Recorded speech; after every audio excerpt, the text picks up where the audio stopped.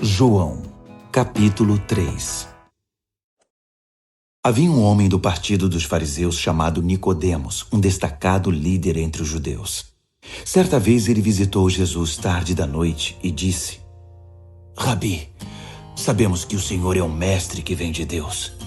Ninguém poderia realizar esses atos que revelam a realidade de Deus se Deus não fosse com ele. Jesus disse: Você está absolutamente correto. Preste atenção. A não ser que alguém nasça do alto, não é possível ver aquilo que estou apresentando, o reino de Deus. Como pode alguém nascer se já nasceu e cresceu? Estranhou Nicodemos. Não é possível entrar de novo no útero materno e nascer outra vez? E que história é essa de nascer do alto? Jesus respondeu: Você não entende. Deixe-me dizer de novo. A não ser que alguém se submeta a essa criação original, a criação na qual o vento pairava por sobre as águas, o invisível movendo o visível, um batismo para uma nova vida, não lhe será possível entrar no reino de Deus. Quando você olha para um bebê, vê apenas isto, um corpo que se pode contemplar e tocar. Mas a pessoa que tem um nascimento interior é formada por algo que você não pode ver nem tocar, o Espírito, e se torna um espírito vivo.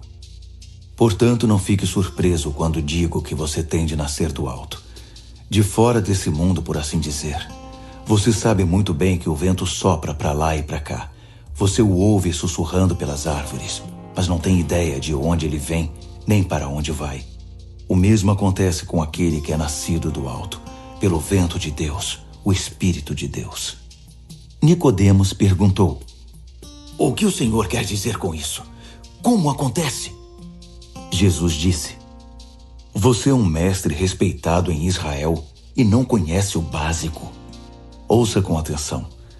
Esta é a pura verdade. Falo apenas a respeito do que conheço por experiência. Dou testemunho apenas do que tenho visto com os próprios olhos. Não me baseio em boatos. Mas em vez de encarar as evidências e aceitá-las, você as evita com perguntas. Se quando digo coisas claras como o dia, você não acredita em mim, por que eu falaria de coisas que você não pode ver, das coisas de Deus? Ninguém jamais esteve na presença de Deus, senão aquele que veio daquela presença, o Filho do Homem. Assim como Moisés levantou a serpente no deserto para que o povo pudesse vê-la e crer, é necessário que o Filho do Homem seja levantado, para que todos os que olharem para ele com confiança e com esperança legítima recebam a vida real, a vida eterna. Deus amou tanto o mundo que deu seu Filho, seu único Filho, pela seguinte razão: para que ninguém precise ser condenado, para que todos, crendo nele, possam ter vida plena e eterna. Deus não se deu ao trabalho de enviar seu Filho apenas para poder apontar um dedo acusador e dizer à humanidade como ela é má. Ele veio para ajudar, para pôr o mundo nos eixos outra vez.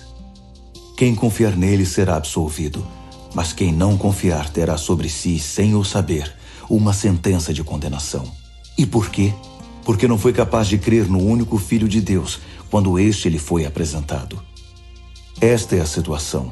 A luz de Deus invadiu o mundo, mas a humanidade inteira correu para as trevas. Fugiram porque não estavam interessados em agradar a Deus.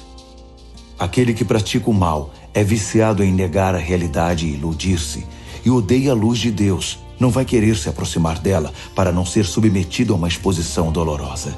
Mas quem crê e vive na verdade e na realidade, recebe de coração a luz de Deus, de modo que sua obra pode ser vista, pois é a obra de Deus. Depois dessa conversa, Jesus foi com seus discípulos para o interior da Judéia e descansou um pouco com eles ali. Ele também batizava. Ao mesmo tempo, João batizava em Enom, perto de Salim, onde há muita água. Isso foi antes de João ser preso. Os discípulos de João tiveram uma discussão com a elite judaica a respeito da natureza do batismo e foram perguntar a ele: Rabi, o senhor conhece aquele que estava contigo do outro lado do Jordão? Aquele a quem o senhor confirmou com seu testemunho? Pois bem, ele agora está competindo conosco. Ele está batizando também. E todos estão se tornando seguidores dele em vez de se unir a nós. João respondeu: É impossível alguém ter sucesso. Falo de sucesso eterno, sem ajuda celestial. Vocês mesmos estavam lá quando deixei muito claro que não sou o Messias, mas apenas aquele enviado adiante dele para preparar o caminho. Aquele que recebe a noiva é, por definição, o noivo, e o amigo do noivo, seu padrinho, no caso eu, apostos ao seu lado, de onde pode ouvir cada palavra, está feliz de verdade. Como poderia sentir inveja se sabe que a festa acabou e que o casamento terá um bom começo? É por isso que meu cálice está transbordando. Chegou a hora de ele ocupar o centro das atenções e de eu chegar para o lado. Aquele que vem de cima é muito superior aos outros mensageiros de Deus. Quem nasceu na terra é terreno e fala uma língua da terra, enquanto ele apresenta a evidência do que viu e ouviu nos céus. Ninguém quer enfrentar esses fatos, mas qualquer um que examinar essa evidência poderá apostar sua vida nisto. O próprio Deus é a verdade.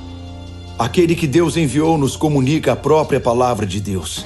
E não pensem que ele divide o Espírito como se partisse um pão. O Pai ama o Filho de modo imensurável e tudo entregou a ele para que ele passasse tudo adiante. Uma generosa distribuição de dons. É por isso que quem aceita o Filho e confia nele tem tudo. Vida plena e eterna. Também preciso dizer que quem rejeita o Filho e não confia nele, vive na escuridão e não vê a vida. Tudo o que experimenta de Deus são trevas e ira tenebrosa no final.